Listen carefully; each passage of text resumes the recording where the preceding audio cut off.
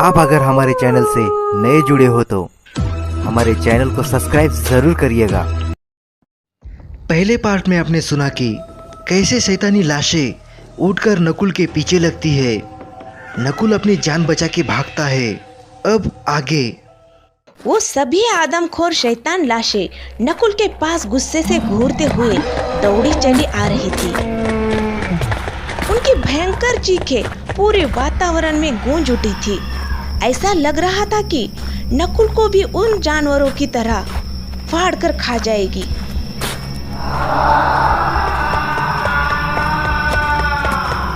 नकुल ने खुद को संभाला। पूरी तेजी से वो उस कच्चे रास्ते पे भागने लगा, अपनी जान बचाकर। अंधेरी रात में वो आदमखोर उसके पीछे लगे हुए थे।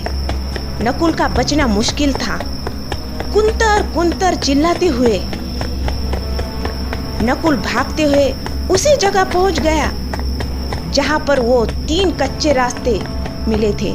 उन 3 कच्चे रास्तों पर भी कई आदमखोर मौजूद थे जो जंगली छोटे जानवर को फाड़कर खा रहे थे। उनकी नजरें भी नकुल पर पड़ गई थी। तभी तेजी से आती हुई घोड़ा गाड़ी वहां आकर रुकी और उसमें से एक जलती मशाल उन शैतानों पर गिरी। उसमें काली चादर में लिपटा हुआ आदमी बोला, जल्दी से बैठो वरना मारे जाओगे। नकुल तेजी से घोड़ा गाड़ी में बैठ गया। आदमखोर लाशें उन तक लगभग पहुंच चुकी थी। उस आदमी ने तेजी से घोड़ा गाड़ी तीसरे कच्चे रास्ते पे मोड़ दी। शैतानों ने उनका पीछा करना छोड़ दिया। कुछ वक्त के लिए दोनों चुप रहे। कुछ देर बाद एक और गांव आ गया। उस आदमी ने एक घर के पास घोड़ा गाड़ी रोकी। इशारे से नकुल को अंदर आने को कहा। वो दोनों अंदर दाखिल हुए। वो घर उसी आदमी का था। उसने अपनी काली चादर हटाई। उसके मुंह और हाथों पर चीरे के निशान बने हुए थे। उसका नाम था भैरव। फिर भैरव ने कहा, आराम से सो जाओ, वो शैतान यहाँ तक नहीं आ जाएंगे। आराम करो। नकुल ने हाँ में सिर हिलाया। सुबह हो गई थी। बाहर गांव वालों की सुबह की चहल पहल शुरू हो गई थी। वो दोनों उठ गए थे। नहाने के बाद चाय का स्वाद लिए अब नकुल कुछ अच्छा महसूस कर रहा था। रात में हुए उस हादसे से वो दहल उठा था। फिर भैरव ने कहा, चिंता मत करो, तुम यहाँ सुरक्षित हो। ये जामने गांव है। नकुल ये सुन चौंक उठा। इसी गांव में तो उसे आना था। नकुल ने अभी तक हुई सारी बातें भैरव को बताई। सब कुछ सुनने के बाद भैरव ने कहा, चलो मैं दिखाता हूँ आपका पुश्तैनी घर। उसने नकुल को उसका पुश्तैनी घर और जमीन दिखाई। नकुल ने कहा, मैं इन्हें यहाँ कैसे बेच सकता हूँ? फिर भैरव ने बताया, यहाँ के साहूकार उल्लास जी उन्हें खरीद लेंगे। हाँ, पर वो कुछ दिन के लिए अपने रिश्तेदार के घर दूसरे गांव गए हैं। शायद उन्हें आने में 1 हफ्ता लगे। अरे यार, बिना बेचे वापस भी नहीं जा सकता। यही रुकना पड़ेगा।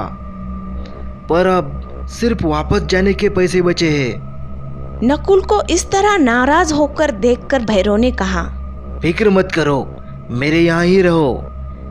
खाने पीने की चिंता मत करो, अपना दोस्त ही समझ लो। कुछ देर तक वो गांव में घूमे।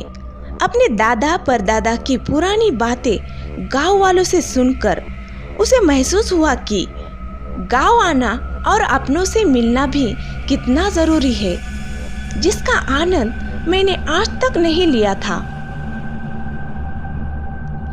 कुछ देर बाद वो घर आए। फिर नकुल ने कहा, भैरव, मुझे सारी बात बताओ। वो क्या था? वो गांव, वो शैतानी लोग, और तुम वहां अचानक कैसे आ गए? इस पर भैरव ने कहा, यहाँ के लोग उसे शापित गांव कहते हैं। उस तरफ कोई भी नहीं जाता। कहते हैं कि उस गांव की तरफ जाना मतलब मौत को दावत देना है। तुमने जो बातें बताई उसमें सच्चाई है। कहते हैं कि दिन में वो गांव जिंदा होता है। वहाँ के लोग खाना पीना सब कुछ मानो जिंदा लोगों की तरह ही जीते हैं। रात होते ही कुछ ऐसा होता है कि वो गांव जलने लगता है। वहाँ के लोग आदमखोर शैतान हो जाते हैं। इस पर सोचते हुए नकुल ने कहा, मतलब वो लोग जिंदा है या कोई शाप का असर है? इस पर भैरव ने कहा, कहते हैं कि उन पे किसी कुंतुर का शाप है। वो जिंदा है या मरे हुए हैं आज तक पता नहीं चला, और ना ही ये कि वो शाप उन पे किस वजह से लगा। ये सुनकर नकुल ने कहा, हाँ, इसीलिए वो सभी एक ही शब्द बोल रहे थे, कुंतर कुंतर। फिर भैरव ने कहा, इसी का पता लगाने मैं कई बार दिन या रात में वहाँ जाता हूँ कि कुछ पता लग सके। इस पर नकुल ने कहा, पर तुम्हारा क्या संबंध है? भैरव ने, ये निशान उसी के हैं। तभी आसमान में बादल गरजने लगे, बारिश शुरू हो गई। बिजलियों की कड़कड़ाहट और चमकाहट से वो सभी आदमखोर डर गए, वहां से भाग निकले। इसीलिए मैं भी बच गया, पर मैंने अपनी पत्नी और बेटे को खो दिया। अगर वो बिजलियां जल्द होती तो शायद वो दोनों भी बच जाते। ये कहते ही भैरव रोने लगा। भैरव को इस तरह रोता देखकर नकुल ने कहा, दोस्त, मैं तुम्हारा दुख समझ सकता हूँ। फिर भैरव ने कहा, इसलिए आज तक सिर्फ यही बात खोज रहा हूँ कि उन शैतानों से सभी को मुक्ति कैसे दिला सकूं, ताकि आगे कोई और परिवार मिट ना जाए। नकुल ने कहा, क्या अब तक कोई उपाय नहीं मिला तुम्हें? फिर भैरव ने कहा, कहते हैं कि उपाय उसी गांव में कहीं छुपा हुआ है, पर आज तक मुझे नहीं मिला। दिन में हम वहां जा सकते हैं? ये सुन के नकुल ने कहा, हाँ, दिन में उन्होंने मुझे कुछ नहीं किया था। फिर भैरव ने कहा, वहां सिर्फ एक जगह मेरी खोज बाकी है। उस भूतिया गांव में एक बड़ा सा बाड़ा भी है। उस बाड़े में एक पुराना कुआं है। उसे देखता हूं तो ऐसा लगता है वहां नीचे कुछ तो है। बस उसी में उतर कर देखना है कि अंदर कुछ राज तो नहीं छुपा हुआ है। पर उसके लिए मुझे किसी और की भी जरूरत होगी कि मुझे फिर ऊपर खींच सके।